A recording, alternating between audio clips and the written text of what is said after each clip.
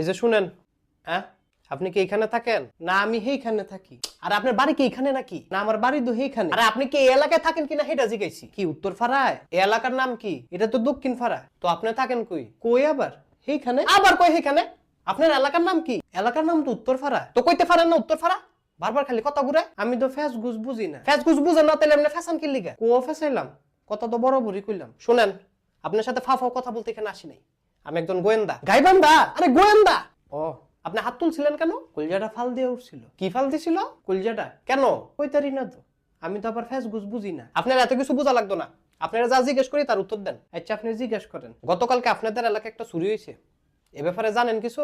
জানি। তো অল্প অল্প জানি। আপনি অল্প অল্প কি জানেন? চুরিটা কেডাই করছে এটা আমি কইতারমু। কে করছে? আমার খালতো ভাই করছে। কি? স্যারের নাম মোখলেসুর রহমান। মোখলেসুর রহমান? জি স্যার। পশ্চিম ফারাত আহে। বেশি একটা সুবিধার না। চুরির সময় কি আপনার সাথে ছিল?